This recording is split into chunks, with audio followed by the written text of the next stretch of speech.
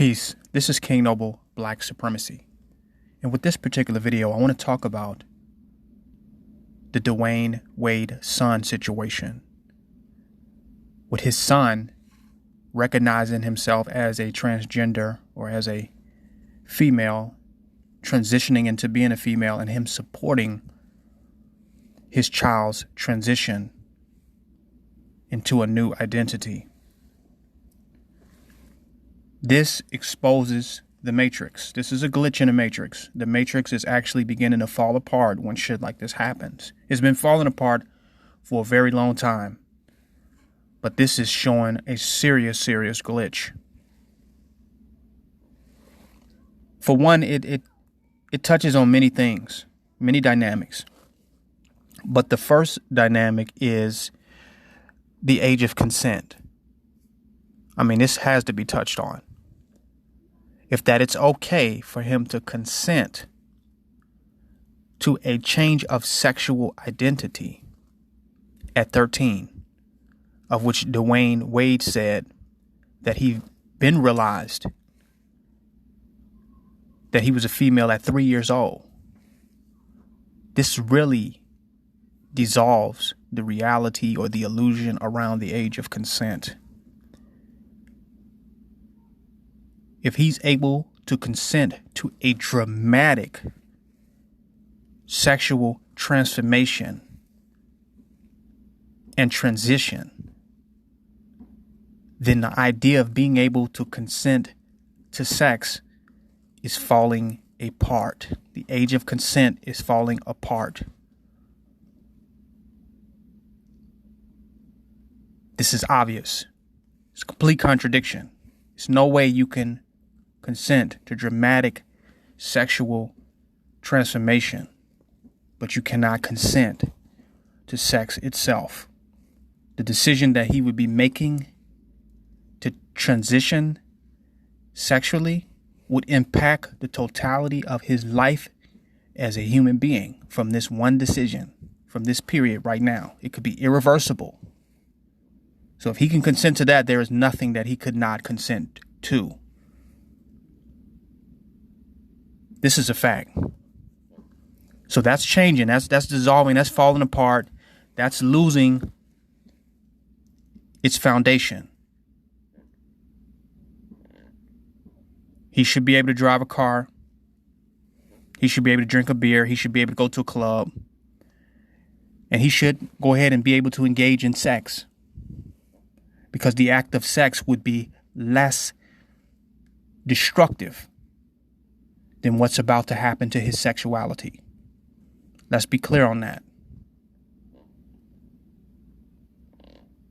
The matrix is falling apart.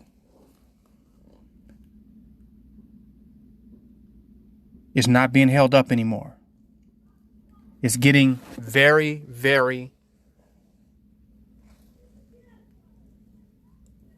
it's not solid anymore. It's losing its firmness. Second,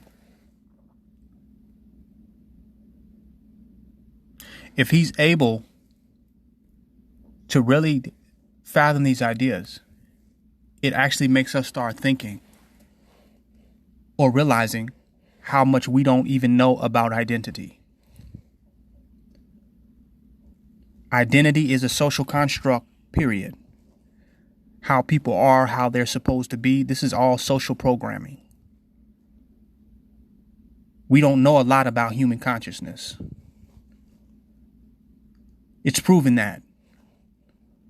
We don't know if he could be a woman in a man's body. We just really do not know how he feels on the inside of himself and what his consciousness is versus his body.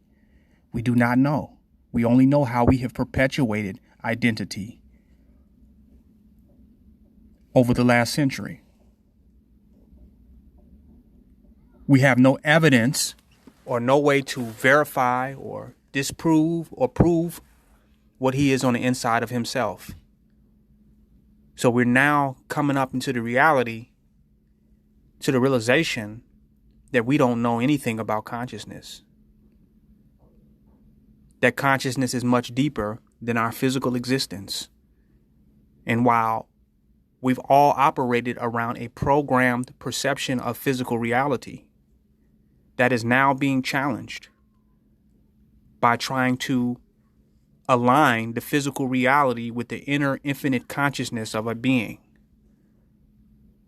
So now the matrix is completely falling apart. The rules that kept it in place, that kept it solid, are no longer being held up. Then we have to talk about the effeminization of the black man, of the black boy. And before I even go into that, we have to say that this little boy is received, this dark melanated young boy has received more attention than any black boy has received within this last century. More support, more attention. He has been of great significance. This is unusual. He's receiving more energy and support than Trayvon Martin received based upon this transition that he's going through. Young black boys usually don't get this type of attention, period. It's a shame to say that it takes something like this for us to pay attention to dark melanated boys. Heavy. We can give attention to dark melanated boys when it comes to subjects like this, but when it comes to supporting an academy, a school for black boys, we question whether it's something that we should do or not, or something that we should have, in giving them a revolutionary or conscious radical education. That's a question. But this right here is something that really can take all of our energy and focus and contemplation.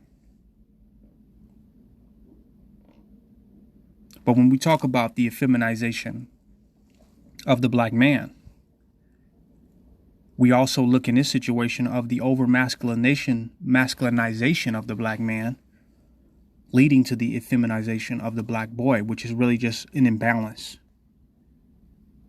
We can say now that Dwayne Wade is the only man in his household, and him being so objectified as a man by the NBA, in the athletic world, by society, the black man being a threat, the role that he has to play in his household as a black man sometimes causes the effeminization of the boys in that household, because there's more pressure on the black man to be the man in the household than any other man in society.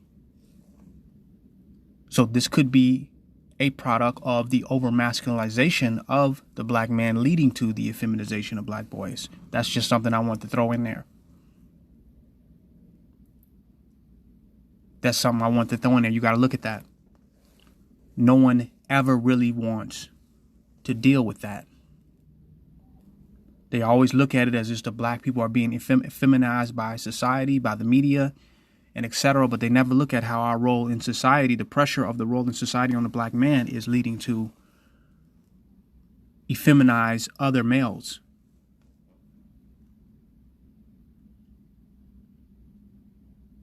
Now, what next? Let's talk about the issue of family and attention whoring. And we got to ask,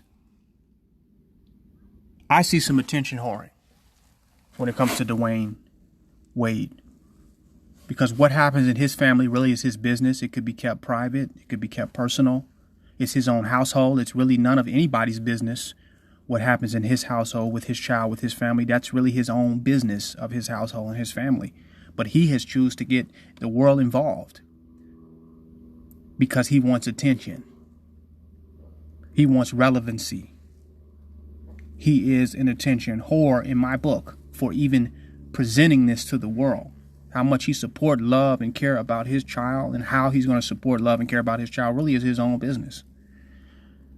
So why he would bring the world into that conversation really bothers me and really raises some other questions about protecting your family through privacy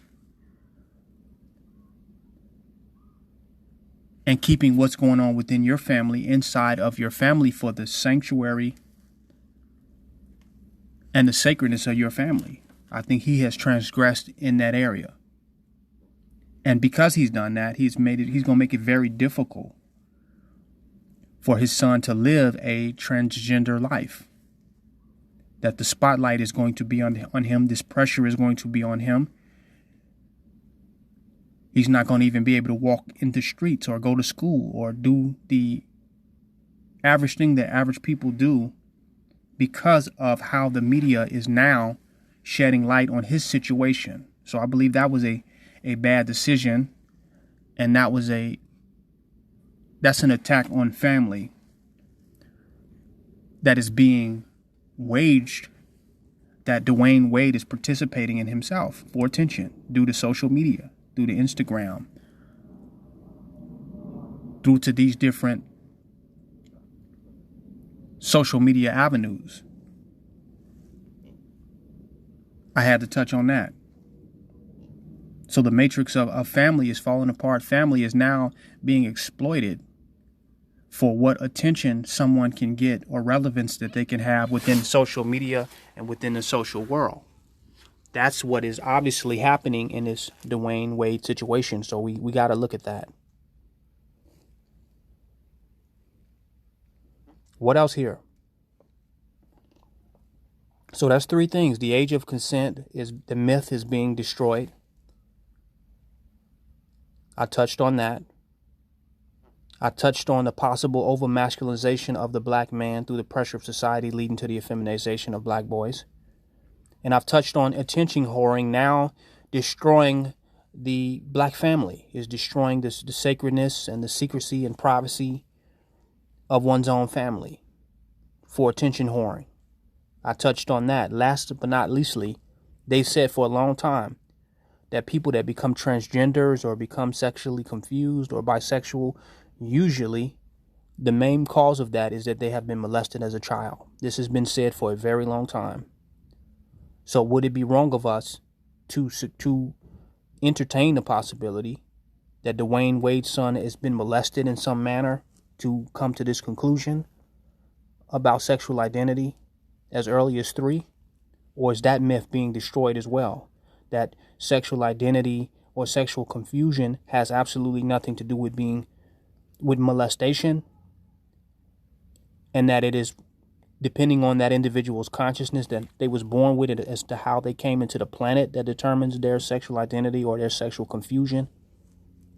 Is that myth being destroyed as well? Or does this situation severely need to be investigated as to if this child anything has happened to this boy that has caused him to go in this particular manner or to perceive things in this particular way? So I see big holes.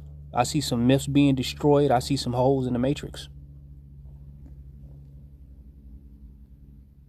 To me, it proves that, consciousness is deep. This matrix, society, religion, social programming, none of that has nothing to do with consciousness and how it comes into this world and how infinite and multidimensional consciousness is. And that now the infiniteness, how infinite consciousness really is now starting to peek through the matrix. And the matrix is trying to make shifts and makes changes and trying to, respond to this leak, in the consciousness in the matrix. Now it's trying to, adapt, but it's impossible. The matrix will destroy itself trying to adapt to how infinite consciousness really is. This is King Noble, blacksupremacy.com. Join my website. Donate. Don't hate.